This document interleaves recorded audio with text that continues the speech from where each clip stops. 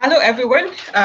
It's a pleasure to have you join in today's webinar session, and also congratulations on completing the third week of the Mobile Learning with Multimedia course.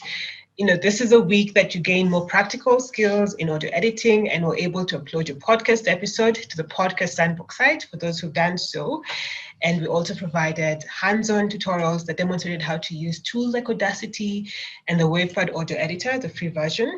We hope that these new skills become part of your regular practice in developing audio-based learning materials. From the discussion forums, it was indeed, a great pleasure to observe participants give constructive feedback, help each other on technical problems, and we commend you immensely for your active participation and willingness to help your colleagues. This is indeed the spirit of a community of practice. So this webinar session is an interesting one because today we have a guest speaker, unlike last week, which was just me talking with you, and you've listened to me so many times, in the video sessions and the video lessons. So today we have a different format. We have a guest speaker, and without much further ado, I'll just go ahead and introduce our guest speaker, and then we'll get started with. Our guest speaker today, we're so honored to have Mr. Derek Bean. Derek is a product of several Caribbean nations. He attended and graduated from the College of the Bahamas with an associate's degree in electronics technology. Following that, Bean earned a bachelor's degree and a master's degree in electrical engineering from the Florida Institute of Technology. He worked in building services, engineering for several years before attending the prestigious Berklee College of Music to pursue a bachelor's of music in music production and engineering. After graduating from Berklee, he worked in the sports, entertainment, and cinema industries. Derek has taught audio engineering at the Jamaica Theological Seminary and currently teaches full-time at the Edna Manley College of Visual and Performing Arts, where he lectures music technology. And under the pen name DC Bean, he has written and narrated the book Be Defined, which is available in paper and audiobook. Paperback format and audiobook. His second book, Mentally Tough, Spiritually Strong, Emotionally Stable, a short practical guide, is available in paperback. Derek is a husband and a father, and in his spare time, he is a voice actor, and he conducts workshops on sound and audio for worship. We will post his bio, so you can also have a link to his website.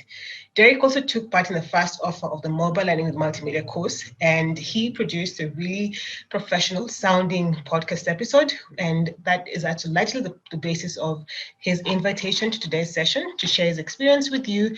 So we learn from him and also gain some practical experience and technical skills in learning how to edit audio. So just before Derek joins in to talk to us, I would like us to have a quick round of introductions on the chat session. What you'll do is just type one word that best describes who you are or your life and explain why. And then just type your answers in the chat. For me, I picked the word tinkerer because I tend to tinker around with lots of different gadgets and technology. And I think that best encapsulates the kind of person that I am, a tinkerer. So use the chat forum to introduce yourselves. Just type in there. And as we welcome Derek Bean. So Derek, feel free to join the session now as the others just introduce themselves. Thank you so much, Derek, for being here with us today. Hi, thanks for inviting me. I'm really, really pleased to be here. I'm honored to be here. I took the class, as you said, over the summer. I enjoyed it immensely. I learned from it, and I'm glad to be able to contribute back to the class. So thanks for having me, and welcome everyone.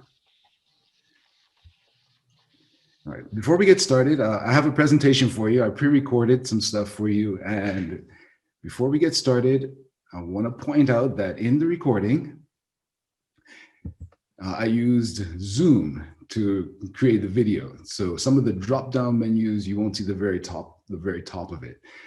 The tools that I used for the podcast that Melissa mentioned just now was Audacity. And in Audacity, I dealt with amplify, compression, noise reduction, silence, fade out, fade in, and bass and treble. Today in this presentation, you will be seeing me use the tools that deal with dynamics, and the tools that deal with reducing noise.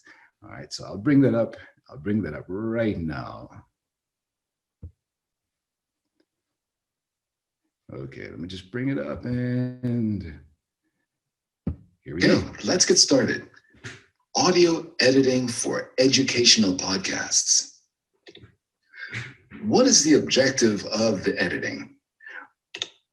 We want to have clear audio, that is, sound that is easy to hear and easy to understand. We also want to have clean audio, that is, audio that is free from distractions. I have a question.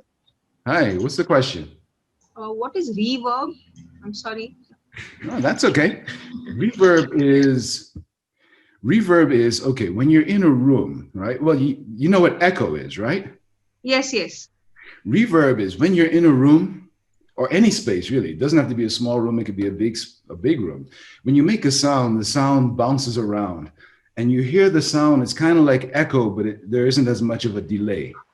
So you make the sound and then you hear the sound bouncing around in the room, and that's reverb. Think of it as a echo light, small echo.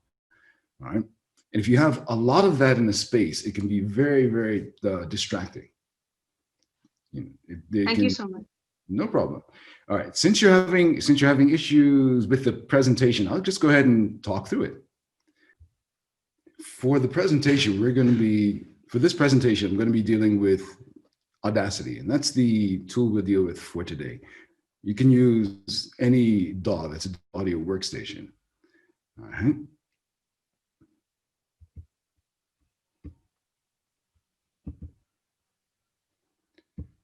Okay, here we go. And everyone can see that, right? Yes? Yes, we can. All right, good. Let's get started. Now, like I said before, the objective is for us to have clean, clear audio. It makes it easy to hear and easy to understand. And that begins with the recording process. All right, we want to record in a space that is as free from noise as possible. And we want to record in a space that is as free from reverb as possible. And we described just now what reverb is. Digital audio workstations, DAWs. These are tools that help us to create audio files. Most of them allow us to record and to edit and to process in some way. As we've said several times, our weapon of choice will be Audacity. It is easy to install. It's very easy to use. It's free to install and free to use. And for that reason, students really like it. It can be run on Mac or PC. And it has a lot of the common useful tools that we use to get the job done, that we need to get the job done. General tips for the editing process. First, save often. And I cannot stress this enough. You want to save quickly, save often, save after every step. You want to develop a filing system as well. You want a system that is intuitive to you, one that you understand. You want something that is organized, because when you access your files quickly, you don't want to be making mistakes and bringing up the wrong files. You want something systematic. You want to be very deliberate about how you store your files and where you store your files and how you name your files. And in naming your files, it is useful to use keywords. You can use draft if it's just a draft, final if it's a final, the final product, and other keywords that are helpful to you. Or if you are doing something for a client, if you're doing something for someone and they've asked for specific wording in the files, then please make sure and label the files accordingly. And I found it very helpful to use dates, especially now that we've been teaching online for the past year by necessity. As you update your lessons, you don't want to get confused with what you did before versus what you're doing now. It's just very helpful, I have found, to use dates in the process. So let's dive into Audacity. I'm going to bring up. All right, so let's bring up Audacity. I'm going to bring up the file I was working on for the example. All right, and can everyone see this? Yes. Yes, right. We can see it. Good. This is something I recorded last night, and we'll use this for our example today. All right. Now, you know what? What I'll do is I'll go ahead and record something. Let's record something from scratch, if that's okay with you guys. Yeah? Yes, yes, sure. Okay. So Go ahead. some of you would have gone through this already. When we want to record, when Audacity comes up, it's a blank screen like this. If we record something, we press this red record button here, and I'll just start with something brief. Let's see. The Romantic Era. This era found music that was emotional, moving, personally expressive. All right. If we want to continue recording, we can just place our cursor where we want to continue right there, press record again. The piano was a relatively new instrument, and its ability to play loud and soft sounds made it ideal for this expressive music. All right, so we have that audio. The first thing we want to do when we record anything or if we bring audio in is we just want to look at it and listen to it. We look at it, gives us a good indication visually of what's going on, and then we listen to it. Let's play it back. To play it back, you can put your cursor anywhere and just press play. I found music that was emotional, moving. Okay. Now, to bring in audio, go to File, Import, Audio. And let's bring in some, then you navigate to where you want to the file that you want to bring in. In this case, let us bring in some Beethoven. Here we go. And it comes in like this. All right. Now to zoom in and out, you can come here to the magnifying glass icon, click the plus and it zooms in time. Click the minus and it zooms out in time. So let's just zoom on in. And also, if you want to make the waveforms bigger vertically so you can see them better, just select the bottom of the track and bring it up and down. Right? And you can adjust it accordingly. Now, one of the things we're going to look at, quite often you want to adjust the magnitude of your files. For example, if you look at this piano here, the piano music we brought in, and let's listen to it. As a relative, we will mute what I did before. You can select mute here on the track. And on this one, you can select solo. What solo will do is it will play only that track and mute the others. So if you select solo, this track that we've soloed will play and the other track will be muted. So let's listen to it. Okay, so it's there, but you notice it's softer than my voice speaking, right? Now, if we want to get that volume up, let's do this. Let's select the portion that we want to bring up. We'll start about here for this example. Select what we want to bring up. And if you want to adjust that selection, just come to the edge of it and move back and forth. All right. So the tool that there's several tools we can use. If we go up to Effect, there's Amplify, and that does what it says. It amplifies it, either amplifies it positively, makes it bigger, or amplifies it negatively, makes it smaller. You can also use Normalize. Normalize is almost identical to Amplify. All right. Or we can use Compressor. Let's start off with Amplify. So we click Amplify. This window comes up and we'll choose the peak. Now this is in dBs. We won't get into what dBs are, but if you look at the up here where my cursor is moving, the dBs are the levels, indicate the levels of the audio. All right. For this one, we'll choose let's choose -8 or -6, okay? And click OK, and let's look at what happens with that audio. You guys see what happened there, right? Got nice and big. In fact, this is a little too big for what I want. So we're gonna undo, and this gives us a chance here. Undo, amplify. And so Let's do this again. Go to Effect, Amplify, and this time we choose a smaller level to bring everything up to. We chose -8 the last time, so let's choose -12 this time. Let me move this so you can see it. -12. Okay, that's better. All right. Now, the other tool that we talked about for adjusting, the other tool besides normalize and amplify, the other tool is compression.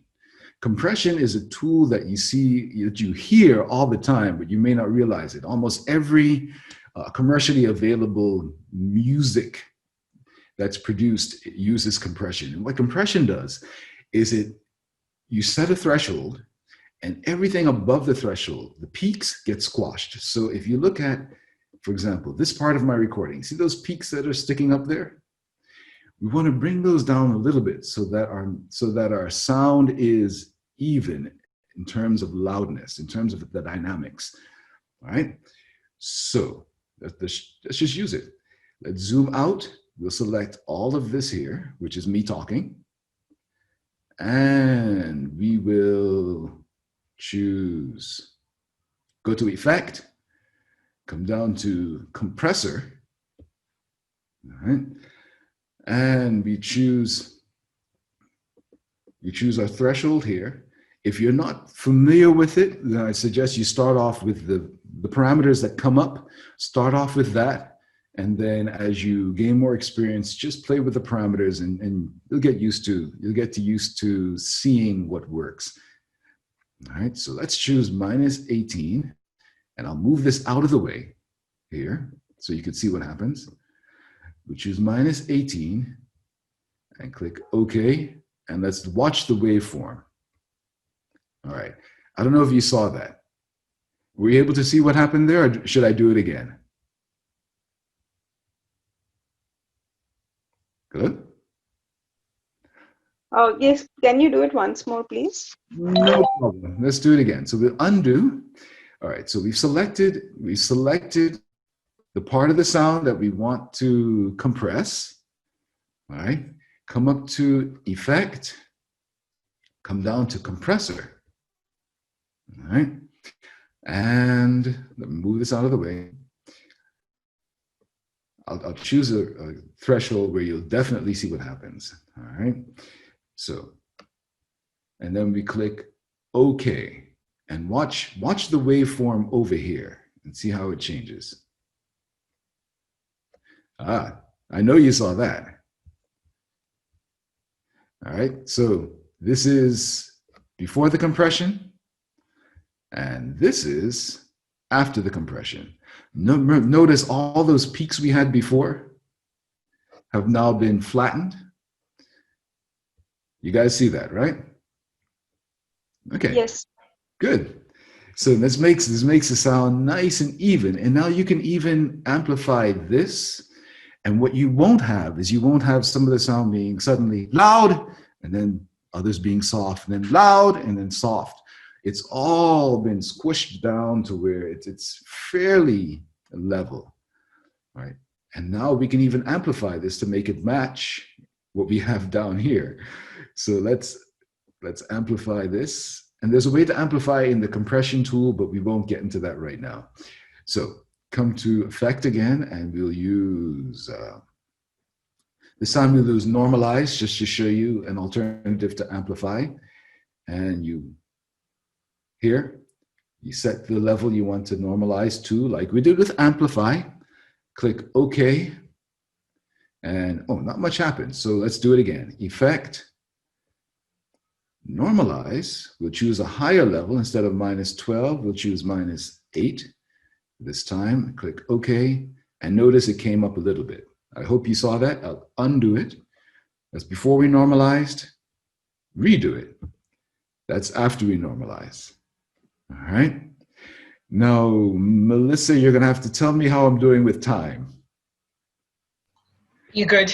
Keep going. Okay. Yeah. All right. I like you. All right. This subject I love, so I can get carried away and totally lose track of time in it. Okay. So Another thing we want to deal with is noise. All right. Room noise is noise that naturally occurs when you are not intentionally making a sound. In other words, if you press record and you don't say anything, even if you say nothing at all and no one makes any sound around you, you will still have room noise. Room noise could be generated by the fans in the room, by air conditioners. The electronics themselves will create a noise, create a noise. All electronics do.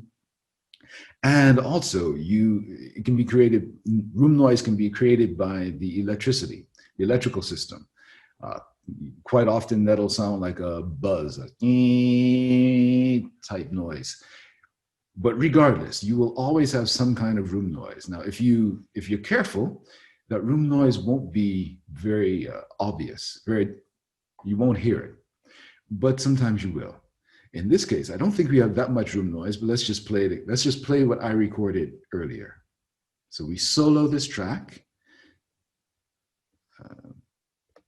and we'll play. The Romantic Era. This era found music that... Okay, now you probably didn't hear it. It was so brief, you didn't hear it. But there is room noise. What you want to get into the habit of doing when you make a recording is at the beginning or at the end, you want to have about 10 seconds of room noise, 10 seconds of silence where you don't say anything. We didn't do it before. So what I'll do is I'll go ahead and I'll do it now. Let me come back here, select there, and I'll record just a few seconds of my room noise, of my silence.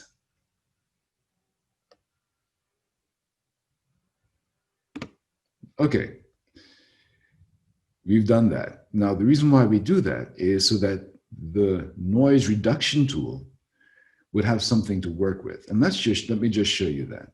So we select here. This is part of our noise, a part of our room noise. Come up to Effect, come down to Noise Reduction. All right. And now we click, so I'll move this to the side. Now we'll click Get Noise Profile.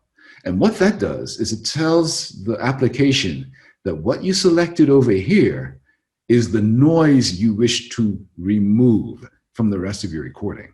So click Get Noise Profile, click that, and then we zoom back out, select the portion of the audio from which we wish to remove the noise. In other words, the part here where I'm speaking, we want to get rid of the room noise from that portion. Just now, we told the application that over here, that's a room noise that we want to reduce. And here, we're telling it to take that room noise out of our recording. So we go back up to Effect, come down to Noise Reduction again. And this time, what we'll do is we'll click OK down here. If you're not familiar with these parameters, noise reduction, dB, sensitivity, frequency bands, what I'd suggest again, start with using the parameters that pop up initially. And then as you get used to it, play around with them and see how they work. All right, and see how it affects your sound. So we're going to click OK. And you probably couldn't see it because we were zoomed out, but it did change the waveform. Let's see if we could see that. We're going to undo noise reduction. So that's what it was like before, and it's very subtle. So let me expand this again so we can see it a little better. And I'll try to zoom in. So look at that. That's without the noise reduction. And oops, it changed everything. Undo noise reduction. That's without the noise reduction. With the noise reduction, it's hard to see there, but everything got smaller. All of these waveforms got really, really smaller.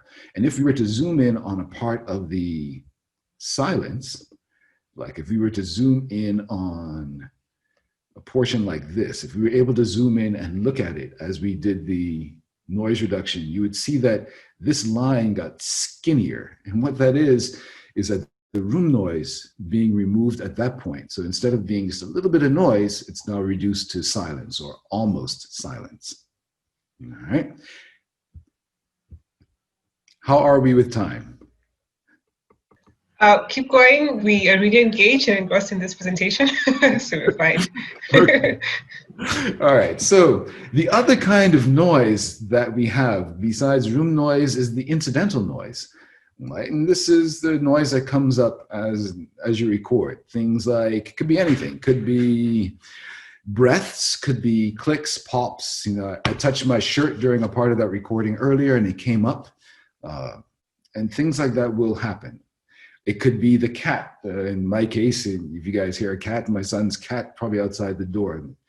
And this is a good example here. If this is that's me taking a breath. I don't know if you can hear it. All right. Now, you can, if you clean up these little bits of noise, that really goes a long way to making your recording sound professional.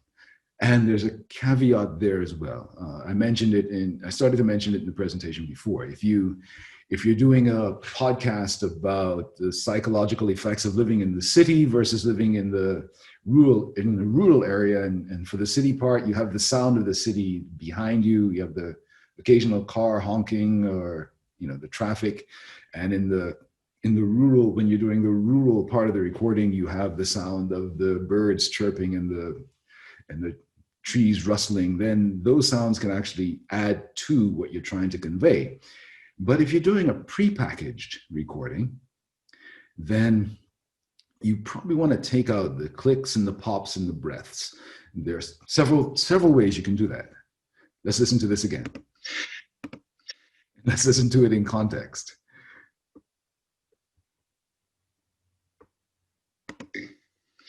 The romantic. Again. The romantic era. All right.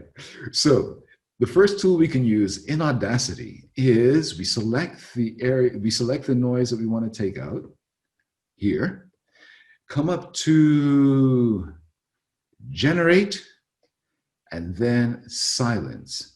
And what that will do, when you click that, this window comes up, and here it displays how much silence you're creating, how much sound you're taking out, hours, minutes, seconds, and then here is samples, but you can choose milliseconds as well. All right, click OK.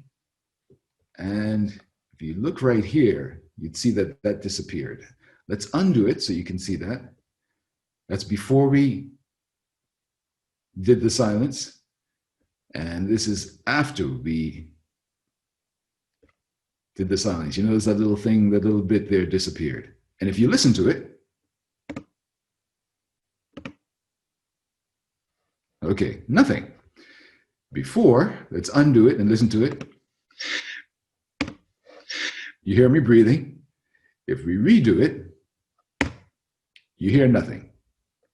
All right, so that silence is one tool we could use. The other tools we can use, and I'll group all of these together, is the tools we normally find, for example, in a word processing application. We have cut, delete, copy, paste. All right, and we can use those to get rid of our noises as well. For example, let's listen to, at the very end here, we have this. Music. Music. Music. Okay, right here, you hear this, right? If we want to get rid of it, we can simply come up to Edit, Cut, and notice it disappears. All right. Now with Audacity, and this is not the case with every digital audio workstation, but with Audacity, what it does, and if you look closely, it's hard to see here. Let's choose another section of our audio. Let's come to Okay, let's come to right here. And Okay, right here we have a breath. All right. Hear that? Now, if we choose to cut or to delete, it will take it out, and it won't insert any silence there. Instead, what it does is it takes it out completely and it merges the two parts before it and after it together. So if we undo that, undo the cut, that's how it was before. And then when we execute the cut or the delete, that's what happens. All right. So you have to be aware of that. Now, not all digital audio workstations do that. Some of them insert a silence there when you cut or delete. So if we undo that, let's also look at using cut and paste. What you can do, remember earlier, we created this nice bit of silence here, all right? We can select that, edit, copy that silence, and then paste it over the sound that we wish to get rid of. Let's zoom in. And we can paste it, select, come to edit. Sorry, select the portion that we want to get rid of, go to edit, go to paste, and that will now paste the silence into that spot. All right. So you can use copy, cut, edit, paste. And the other tool up here, and this is in Audacity. You don't find this in some other DAWs, but this is really convenient. For a free tool, Audacity offers some pretty cool effects. Duplicate. Now, what duplicate does, and it's easier to show than to, it's easier to show than to tell. Okay, it's easier to show than to tell. Let's zoom out. Remember earlier, we brought in this piano music here, right? And what we want to do for our presentation, we want to take just this part here and use just that part. So come to edit, select duplicate. And what that will do is that will create this audio that we selected in another track right below it. So duplicate, and that's what happens. So now we have just this little piece of audio that we selected in this track here, which is useful. And in this particular example, it's very useful because we can get rid of the original audio now. And now we have just this bit that we want to use. All right. Let me unmute everything and play it from that point. And if you select something in Audacity and play, it'll play just what's selected. So let's play that. Ideal for this expressive music. All right. Now, if you notice just now, we had both audio tracks playing. It was a little distracting. What we want for this example is we want our audio to start playing, but we want it to start soft and then build up so that it doesn't interfere with what we're saying. But by the time we start speaking, we'll have some nice piano playing happening. So for that, we'll use fade in. Let's zoom in a little bit. We'll select here. We want it to start fading there. All right, and come up. So we select that, come to effect, and then select fade in, and watch what happens. All right, if you notice, it got smaller, softer. Let's do that again. We'll undo the fade in. That's how it was before. And redo it. And that's what happens there. All right. Now, just looking at it, I can tell that it's not enough of a fade in for us. All right, it'll still clash. And let's listen to it. Ideal for this expressive music. Notice it still started playing a little too early. It became loud too early. So we'll just do it again. Effect, fade in, and it reduced it even more. And we could do it even again. Effect, fade in, and reduce it even more. And let's listen to it now. Ideal for this expressive music. Okay. Ideal for this expressive music. All right. And you hear the effect. The piano starts really softly and then builds up so that by the time we end, the piano is playing. Ideal for this expressive music. Okay. Now, I'm going to zoom in because it's really bothering me. There's a little bit of noise we looked at before. Select that, and we're just going to cut it out.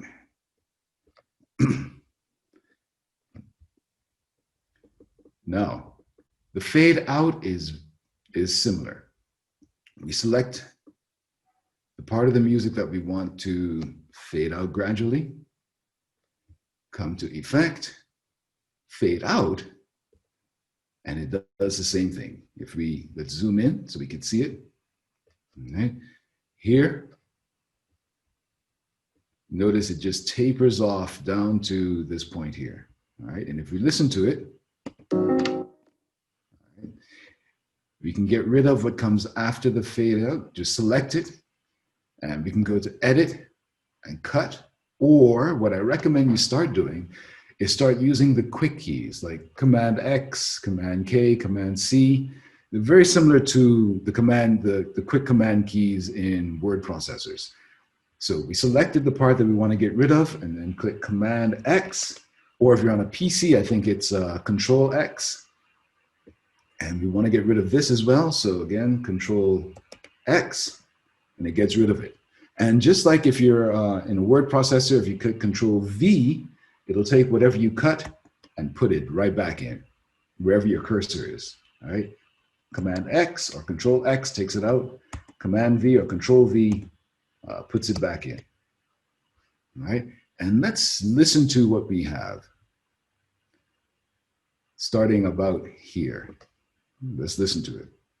For this expressive music. Okay. If you want to hear it in context, let's back up and listen to it again. And its ability to play loud and soft sounds made it ideal for this expressive music. All right. So that's what we have. How are we with time? Feels like we're into the 15 minutes. We are. So you can perhaps wind up by showing how to export the file once, like one is done with the audio editing. How do you take your file out of Audacity and then export it as an MP3 file? You know, that might not be a very obvious activity. Yeah. Sorry. Say the last thing again. What's the last thing you said? It might not be a very obvious action to perform for those who are new in Audacity. Like they might be lost, you know, trying to find out how to remove the file out of Audacity into a format that they can listen to on the mobile device. All right, no problem. Yes, to export the file. Well, first, before we deal with exporting the file, I know this is obvious, but I'll say it anyway. What we want to do is save often. Remember, I said that earlier. So if we come to File and Save Project, what that will do is this will save this Audacity project that we're working on. It will not, however, export the audio that we want to listen to. And be aware of that. There is a distinction there. You go to Save Project As, and then you can choose where you want to save it. All right. But that will not export the audio that you want to listen to. If you want to do that, come to File, come down to Export, and then you can export it as a WAV file. You can export it as an MP3 file, either one. All right. Additionally, let's just say you have several files up. If we had left the other piano file up, one of the things you can do, and I found this very useful, is you can select let's zoom out, you can select just the portion that you wish to listen to, you wish to hear. Come up to File, Export, and then Export Selected Audio. And I tend to use this just to be deliberate with what I'm doing. Export Selected Audio. This comes up, you can choose, you can navigate to where you wish to save it. You can choose here, file type, how you wish to save it, I mean, what format, MP3 WAV, and there are several others. And then you have other variables here that you can choose if you wish. If you know about it and you want to play with it. If not, then just leave the default. Click save, and that will save your file. Save your audio file, the file that you will listen to. Just to point out something here, MP3 and WAV are the more common file types that you will come across and that you will use. There is a difference between them.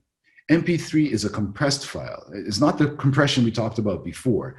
It's data compression. What it does is it takes out a little bit of the sound so that the waveform can be smaller in terms of bits and bytes. You'll have a smaller file to deal with, which makes it ideal for the internet because it's easier to upload, easier to download. WAV is a better quality, will give you a better quality sound, but it'll also give you a bigger file. So for example, if you know that you'll be using this for a live presentation in class, as an example, and you want good quality, it's going to be a nice big speakers, you may want to choose WAV. You know, it's not going to be something you upload or download. Whereas if you're doing something on the internet and it's going to be played over the internet, then more than likely you'll choose MP3 to get that smaller file size that's easier to deal with, that the internet finds easier to deal with. All right. I hope that was clear. Any questions there? No? Okay. Yeah, thank you so much, Derek, for such a detailed explanation. I know it's difficult to cover everything that Audacity can do in a few minutes, 30 minutes, that's impossible. But this has been, I believe, very enlightening to many of us who are just getting started into recording audio, editing audio in Audacity and other similar DAWs. So I would wish to welcome some questions from the floor, from other participants. If you have questions for Derek, you can unmute your microphone and ask a question. You can also ask in the chat if you don't have a microphone that's working or you're not connected to a microphone.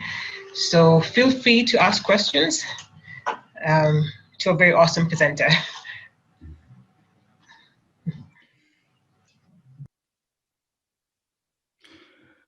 Well, I see a question in the chat asking to tell again the uses of different types of sound files. It seems like that just came in. I'll repeat that. WAV files, WAV and MP3 are the two most common types of files that you come across. WAV files are better quality files. It is file, when you create a WAV file, it doesn't take away or reduce any aspects of the file. The thing is, though, those files tend to be bigger. So you would tend to use those files if you have a professional, if it's a professional recording that you're doing, if it's something that you're submitting to a TV program or a radio program, or if someone hires you to do something, you would almost definitely use WAV. If you are presenting in a class yourself and you're not playing it over the internet, but you're playing it right there on site, you would probably also use WAV to get a better sound as well. MP3 is a lossy file type, meaning you lose some of the quality of the sound. And it does that in order to make the files smaller. This makes it ideal for the internet so that you can easily upload and download. So if you're playing something over the internet, if you're going to upload something to the internet, then you probably want to use MP3. All right, and I hope that cleared it. I hope that cleared it out. Yeah, we also have another question, which is Akinkule asks, how do I install a copy of Audacity? Oh, Audacity is very easy to install. If you go to the web browser and you click Audacity install, Audacity installation, then you'll see their website come up somewhere there. I think it's audacityteams. I don't want to say .com, but you'll see it come up Audacity Teams. I don't remember exactly. .org. Okay, thank you. audacityteams.org. And you just follow the instructions. They'll give you, when you go on their website, they'll show you how to install, where to go to install, depending on whether you have a Mac or a PC. And the installation is pretty easy and fairly quick, relatively quick. We had a question on the discussion forums, and that one participant said that she recorded a lengthy dead space, the room noise at the beginning of her audio, and because of that, she was unable to perform the process of removing the background noise. So her question is like, how long should that room noise section be? Is that like a maximum length or a minimum length? She seems. There's no set length to it. What I recommend is about no less than 10 and no more than 20. You just want to capture some room noise with nothing else in it, and 10 to 20 seconds I've found is usually enough to where you get enough room noise so that you can have something to work with, but then you also can avoid some of the inevitable sounds. You may not realize it right up front, but if you listen carefully, you'll always have something. The sound of your hand hitting the keyboard, or the shirt rubbing against something. So it gives you enough to work with without being burdensome. You just want about 10 to 20 seconds, my recommendation. And then another question, which is, could you provide like some quick tips for teachers on the length of an ideal podcast episode? Okay. For this, the course, the MLM course was very, very enlightening to me, because what I realized is that, especially after taking the course and after uploading some of my own stuff for my own students, is that we don't have very long attention spans. And I'm speaking also for myself. I would not recommend, just personally, I would not recommend podcasts that for teaching that's longer than 10 minutes. The great thing about the internet is that they can access it asequentially, and they can access it on their own time. So if you have something that's longer than 10 minutes, you probably just want to break it up into shorter sections. One, it's easier to upload. It is easier to upload, and it's less frustrating for the upload process. And two, it accommodates those of us who have much shorter attention spans. Yeah, and usually with podcasts, disk space, computer space isn't an issue. So you can chop it up into smaller bits and then put it up there. But I wouldn't recommend anything more than 10 minutes. And another question, perhaps the final one, you covered so many effects today. There's amplify, compression, normalize, cut and paste, delete. Those are not really effects, but editing functions.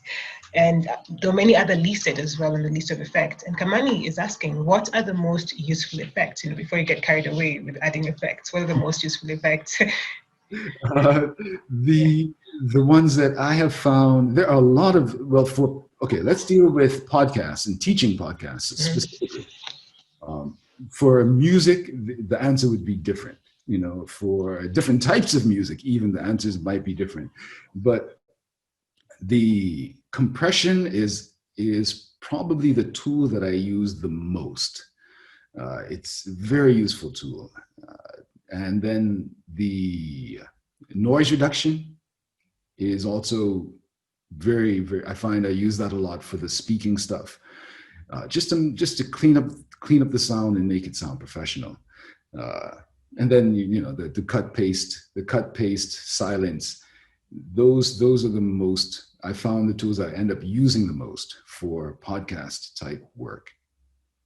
If you're dealing with your own voice, then you probably want to play around with equalization a little bit. There's several equalizations in Audacity. You've got bass and treble, you've got equalizer, and then you've got I think it's high pass filter, low pass filters, and you can play with those as well. And the good thing is, if you're only dealing with your voice mostly, then you'll quickly figure out what works best to make your voice sound good. I hope that answers the question. Yeah, I think that answers the questions pretty well. We have a question from Dr. Siraz who says, actually, it's a statement. He says, adding echo helps to enhance quality of sound. I felt when I use Audacity. What is your view on this? It depends. If you want to, you can intentionally give a sense of space. And for example, if we're dealing with music, then almost all of the vocals that you will hear will have some kind of either echo or reverb on it. But you have to be careful, because you can get to the point where it no longer enhances the sound, but it detracts or distracts from the sound. For example, as I'm speaking now, you may not be able to detect it clearly, but there is a little bit of reverb on my voice. And it's a natural reverb from being in this room with hard, flat surfaces. And it probably enhances it a little bit, you know? But I would, for things that are just spoken, I usually don't put reverb on it. And if you do add reverb or echo, I would say just add a little bit, just a touch, to where you just begin to hear it. If it's very obvious to you as a person working with it, creating it, then it will probably be a little bit too much. All right. Sorry, were there two questions? That was one question or two? Okay, yeah, I got it. Sorry. Thank you. Oh, maybe this is a question for me then. Oftentimes, and this is a question I saw also on the forums, participants are like, there's this website, bensound.com, and others like incompetech.com, where you can get free music to add as part of your background music for your podcast episode.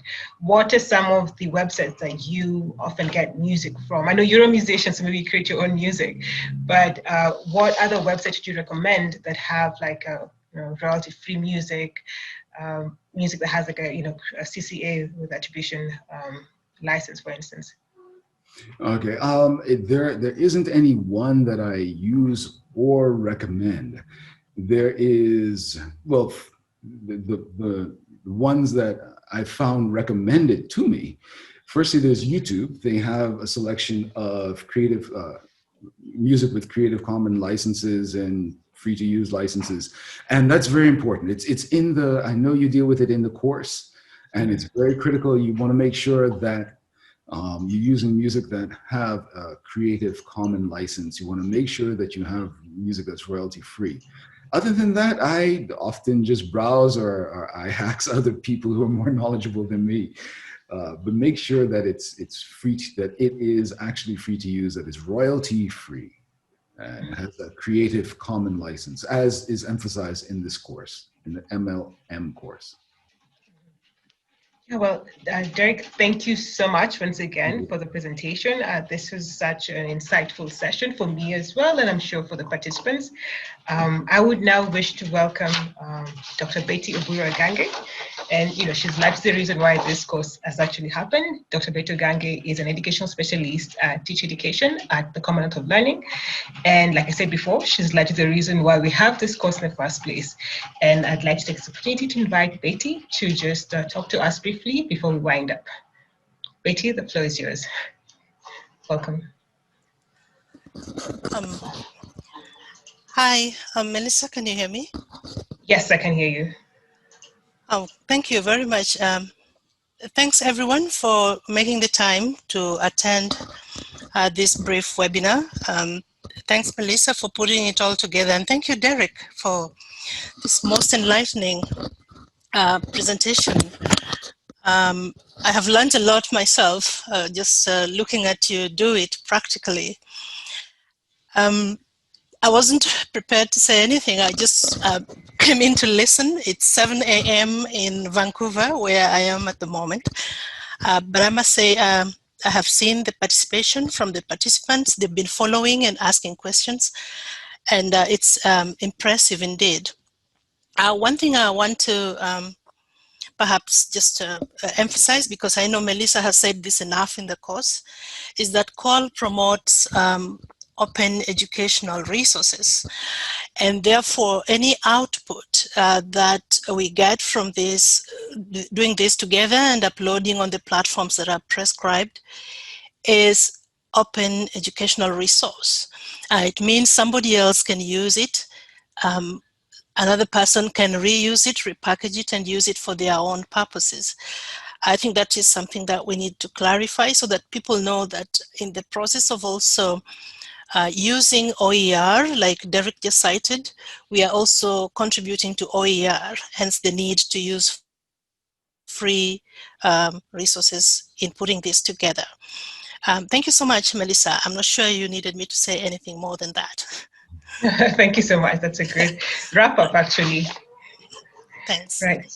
So much appreciation to all the participants. Thank you so much for making time to attend today's session.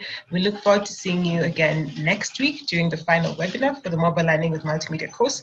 And if you have any questions that you'd like to direct to Derek, you could contact him on the contacts on his website. You could also send us an email and forward to him. I think, Derek, you could also just share your contacts, because I believe there might be some questions targeted in your direction. If anything, one person asked if you could give workshops on audio editing. I think that could be like a long format kind of training for the future. But again, thank you so much, everyone, and I look forward to seeing you again next week. Thank you to our presenter, and thank you so much, Betty, and the Commonwealth of Learning for making this possible to everyone who attended today. Thank you for having me. You're welcome. Thanks, everyone. Bye. Bye. Thanks from me too. I'm saying bye. Yes, you could say goodbye. We'll just get the chat. Yeah, this is Tobias Molo. I'm saying bye to everyone. All right.